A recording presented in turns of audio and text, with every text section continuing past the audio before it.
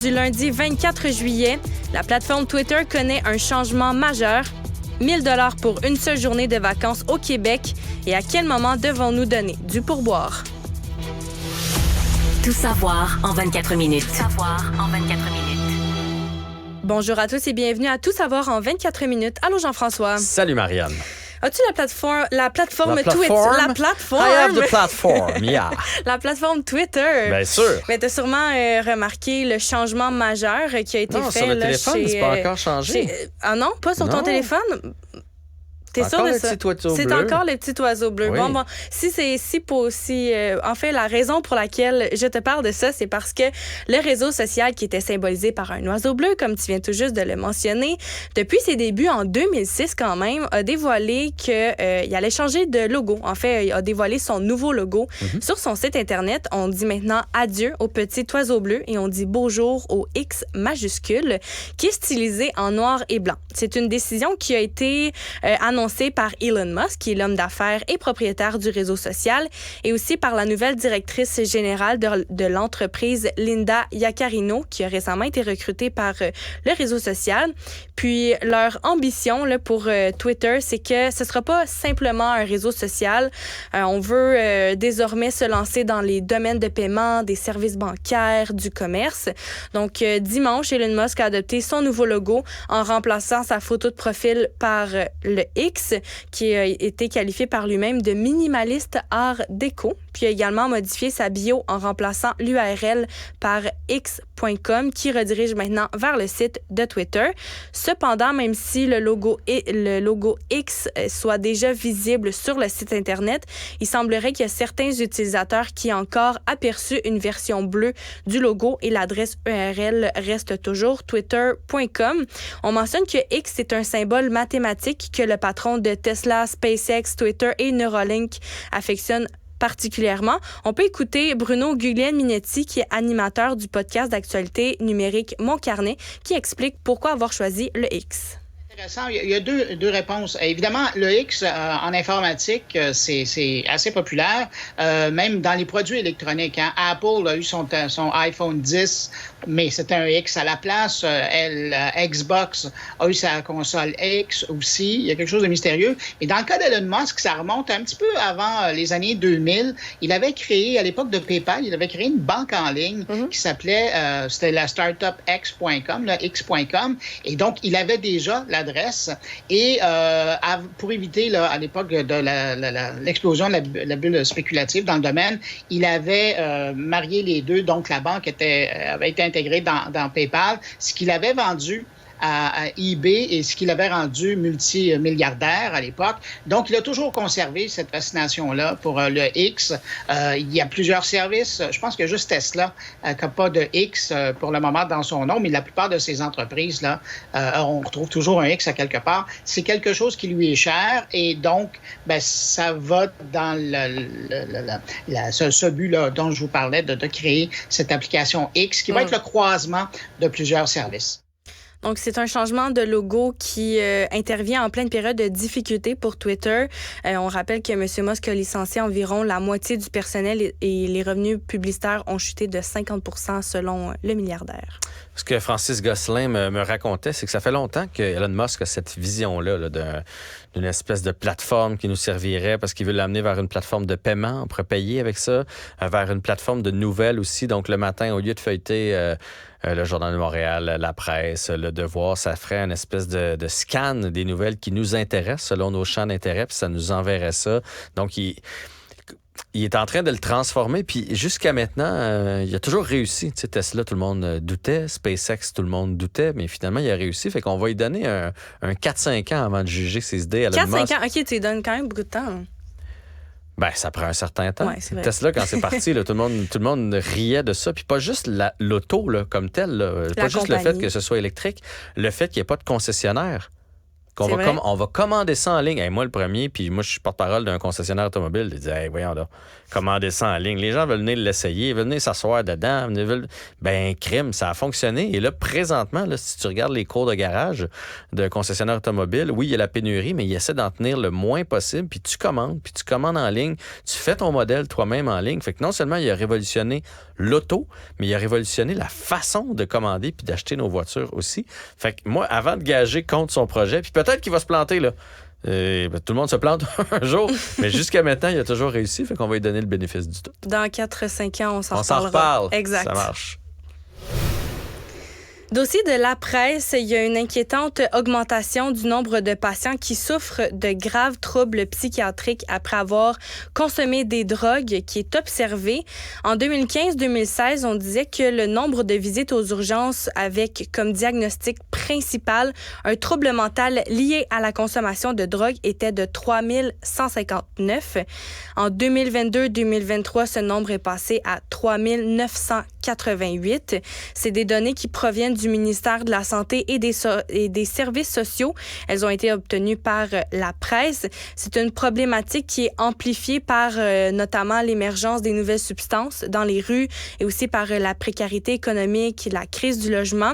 Donc, on assiste à une forte augmentation des visites aux urgences pour des cas d'intoxication liés à la consommation de drogue. C'est une situation qui est préoccupante là, pour les services médicaux qui doivent faire face à un problème qui est en constante augmentation et aux conséquences qui peuvent être très lourdes. Savoir et comprendre. Tout savoir en 24 minutes. Jean-François, as-tu connu les cassettes VHS? En voilà une question.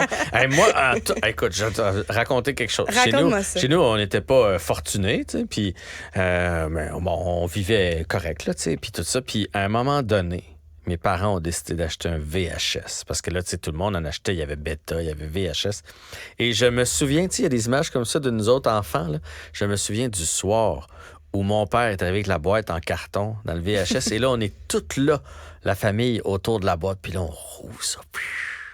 Puis là, il y a un VHS gris, là, puis là, on avait branché ça, puis on avait écouté. C'est comme Noël. Hey, mais c'était, je te dis, là, ça, puis aller sur la Lune, c'était pareil, là. On était vraiment impressionnés par le VHS. Alors oui, j'ai connu le VHS et j'en ai même une belle collection à la maison. C'était ma prochaine question. T'en as encore chez toi? Mm-hmm. Oui, bien, avant de t'en débarrasser, je sais pas si c'est dans tes plans, là, mais avant c'est dans mes plans. Oui, ben, fais attention parce que selon The Gamer, il y a certains films de la collection Black Diamond de Disney qui pourraient encore valoir une fortune sur le marché. Je te donne quelques exemples. Les 101 Dalmatiens, édition Black Diamond 1992.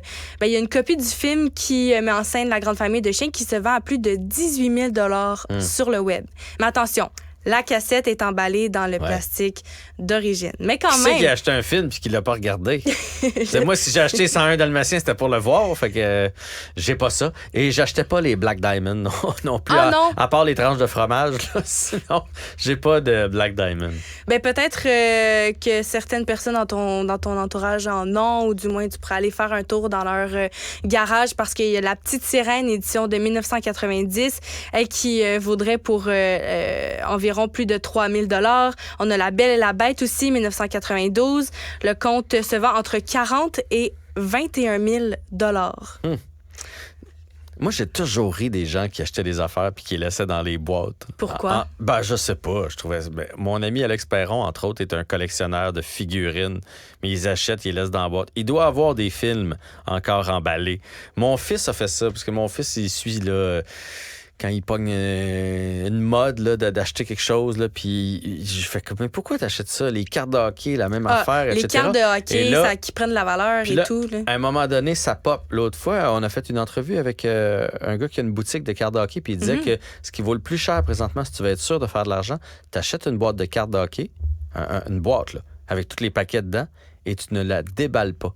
Fait que là, dans 10 ans, il y a quelqu'un qui va se dire hey, peut-être que dans ce paquet-là, il y a la carte qui vaut 10 000, puis il va être prêt à te donner 5 000 $ pour ton paquet. Exactement. Tu posais la question pourquoi les gens font ça, ben tu viens de dire la réponse. Parce que dans peut-être 10 ans, ça va valoir une petite fortune.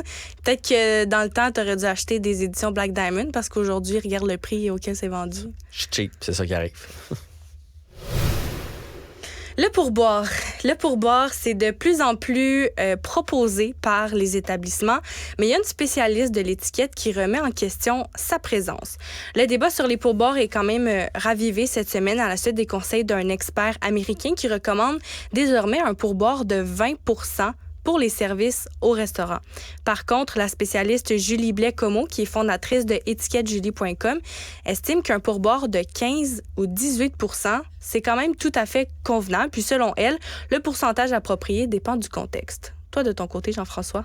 Mais il faut comprendre aussi que nous, ici au Québec, on a le pourboire, quand on fait 15 % sur notre facture, c'est après les taxes, hein? Tu sais, parce qu'avant, on disait, je vais laisser les taxes. Là, le 15 % quand il est sur la machine, c'est après les taxes. Fait que déjà, on vient de le monter à 16, 17.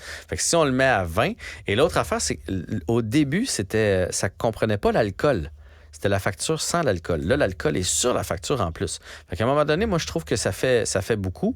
Je préfère laisser ça à 15. Et si j'ai eu un bon service, le monter par appréciation, plutôt qu'il soit déjà à 20, puis là, dire hey, je voudrais y en laisser plus parce que là, j'ai eu un service exceptionnel, mais à un moment donné, là, il y a toujours bien une limite. Ça et tout ce qui est les autres services, là, tu sais, nous, souvent, quand on mange des sushis, on va le chercher.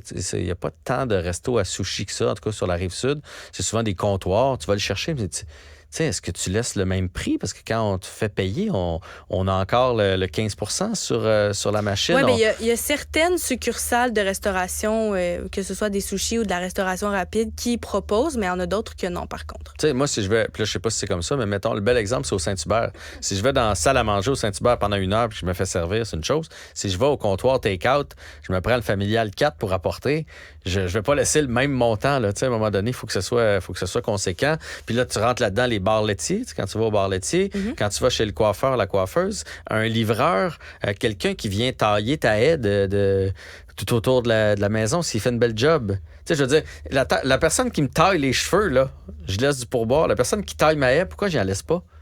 Tu sais, fait qu'à un moment donné, là, on s'y perd entre pourboire, pas pourboire. Puis le pire, c'est quand tu as l'impression que quelqu'un attend après le pourboire. Là. Ça, c'est... Puis toutes les machines, là, moi, je vous le dis, les restaurateurs, là, quand ça commence à 18 %, je sais pourquoi ils font ça, c'est pour que ce soit gênant. C'est gênant de faire autre. Puis là, d'aller inscrire toi-même 15 %, c'est gênant. Mais si tu as un mauvais service, est-ce que tu vas cliquer sur autre? Ben, moi, j'ai appris, en étant de personnalité, que je laisse toujours le minimum bon service ou pas bon service parce que ça va tellement vite écrire Jean-François Barry est venu manger à mon resto. Il m'a laissé 7 %. Tu comprends?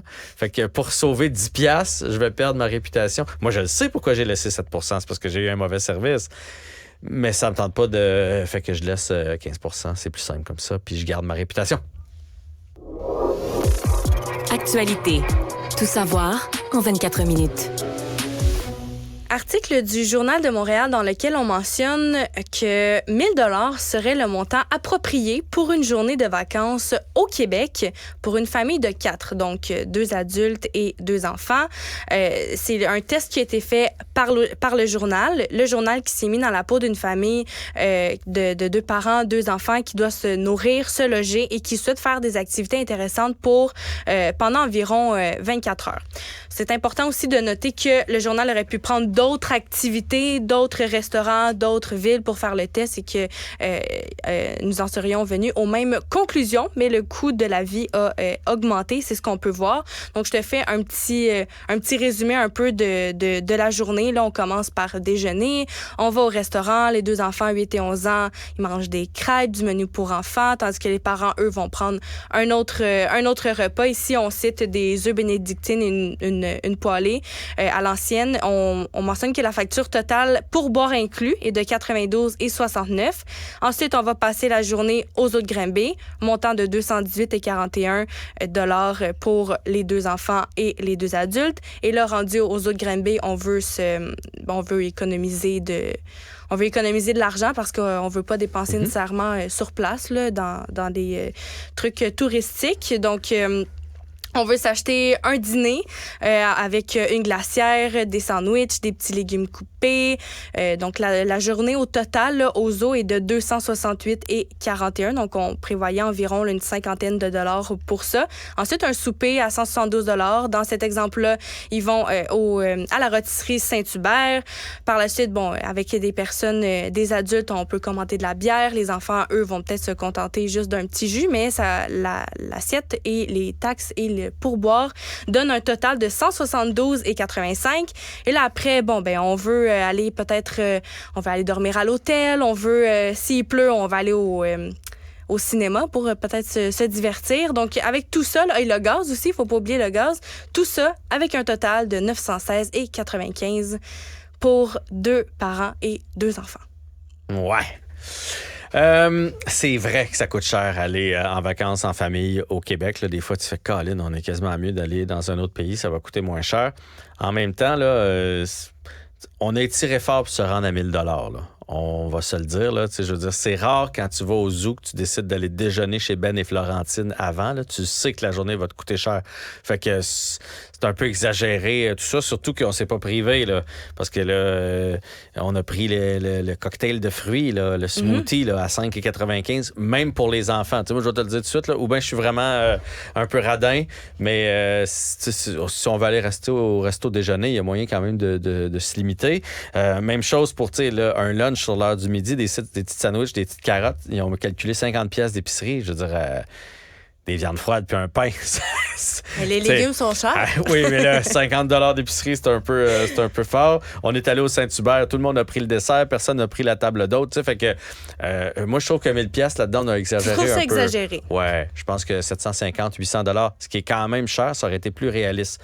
Fait que, cela dit, ça coûte cher. Magasiner les forfaits. Il y a des forfaits sur les agences touristiques. Des fois, tu vas avoir l'hôtel puis le zoo. L'hôtel puis un resto. Tu vas pouvoir économiser un petit peu comme ça. Magasiner comme il faut. Puis l'autre affaire, c'est que là-dedans, là, c'est une famille qui est en moyen, qui a décidé. Pour moi, ils ont juste une journée de vacances puis ils ont décidé qu'ils faisaient toute la même journée. Parce que pour moi, avec des enfants, quand on allait au zoo, c'était ça, la journée. Tu sais, t'arrives à 10 heures. T'arrêtais pas au Ben et Florentine avant. T'arrives à 10 heures, tu repars à 7 heures, j'étais à 1 heure de là. Tu sais, je veux dire, on va déjeuner à la maison, ça, c'est notre journée. Puis quand on revient le soir, on se fait un petit repas, puis c'est fini, là. Tu sais, t'es pas obligé d'aller au cinéma en plus. Mais j'ai l'impression que c'est une fin de semaine de vacances qu'ils ont ramassé une journée. Le cinéma, ça sera une autre journée. Un déjeuner au restaurant, ça sera une autre journée. Fait que je trouve qu'on est allé quand même un peu large là-dedans. Puis ça peut faire peur à certaines personnes de dire, on ira pas, ça coûte trop cher. T'sais. Il faut voyager au Québec, il faut continuer de le faire. Fait que on fait attention. Il y a des forfaits un peu partout. Il y a des petits rabais qu'on peut trouver sur le web. Des choix qu'on peut faire. Des choix qu'on peut faire pour sauver des sous. Je pense qu'il y a moyen de s'en tirer avec moins de 1 000 $. Économie. Dans les 5 dernières années, la fraude contre les personnes a engendré des pertes qui dépassent les 16 milliards de dollars au Canada, selon les nouvelles données de Statistique Canada publiées récemment. En 2019, c'était 1 personne sur 6 qui a déclaré avoir été victime de fraude au cours de cette période-là. Puis, en moyenne, les pertes s'élevaient à plus de 5 000 $, tandis que la perte médiane était de 600 $.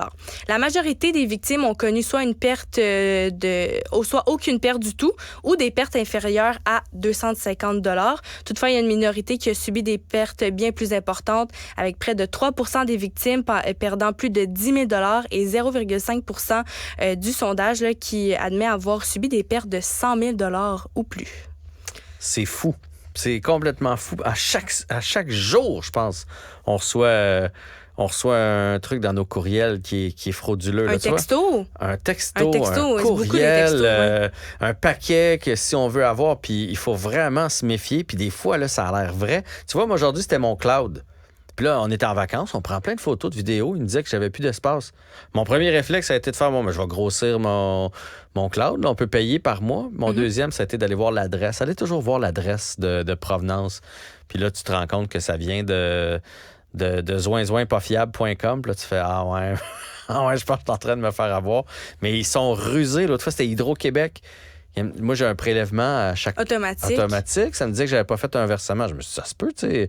C'est pas moi qui le fais. Peut-être qu'il y a un mois que ça n'a pas passé. Fait que là, tu veux pas être en retard de paiement. Fait que ton réflexe, c'est de tout de suite aller payer, mais Prenez votre gaz égal. Comme de fait, c'était frauduleux. Puis une autre belle façon, là, généralement, si vous cherchez sur le web fraude avec iCloud, mettons, on va vous sortir tout de suite des articles comme quoi il y a des gens qui se servent de ça pour. Fait que faites attention, puis avertissez vos parents, vos grands-parents, parce que c'est souvent ces gens-là qui se font prendre, malheureusement. Parce qu'ils sont moins habiles avec la technologie. Des fois, ça peut même être par courrier, la fraude.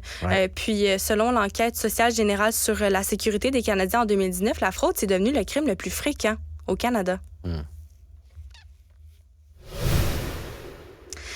Le géant québécois Shein, est-ce que tu connais ça, Shein? Non. Ou Shein, ou en tout cas, je crois qu'on dit Shein. C'est un magasin chinois là, sur lequel on peut commander des vêtements à moindre coût. Là. Souvent, on peut trouver des articles en bas de 5 et 10 $ pour un vêtement. Donc, le géant chinois prépare un événement au quartier 1030 à Brossard cette semaine.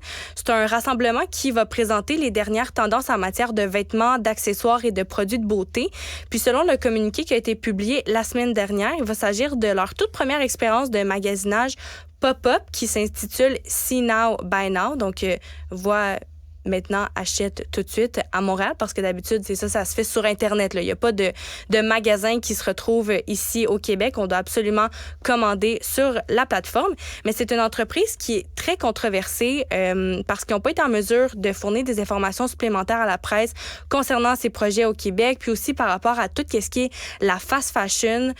Souvent, on parle que c'est des vêtements qui sont moins chers, mais qui durent pas longtemps. Là. C'est le principe de la fast fashion. Donc, leur présence au Québec fait énormément réagir ces temps-ci, là, ou du moins pour les consommateurs, consommatrices qui désirent acheter des vêtements de Shein. Je connaissais pas ça. Tu connaissais pas ça? Non. Dans un sens, ça pique ma curiosité parce que je suis allé voir pendant que tu nous expliquais tout ça. Ils ont énormément de morceaux de vêtements. Mais d'un autre côté, là, as-tu vu les prix? Les prix, ben non, c'est ça. Fait que ça donne le goût d'en acheter plein, mais en même temps, c'est le genre de chandail, j'imagine, tu laves 2 fois, puis après ça, c'est exactement. tout déformé. Exact, c'est ça. C'est ce que je te disais par rapport à la fast fashion. Là. La fast fashion, c'est plus... on incite beaucoup à consommer pour un moindre coût, mais c'est sûr que ça a un impact environnemental plus important.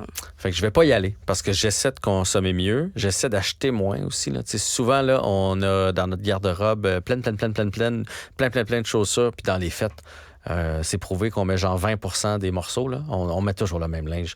On a les affaires dans lesquelles on se sent bien, les affaires qu'on est capable de matcher ensemble. On s'en va toujours vers les mêmes vêtements. Fait que c'est normal d'en avoir un petit peu plus. Là. Des fois, on a un événement ou quelque chose, puis on met quelque chose un morceau de vêtement qu'on met pas au quotidien.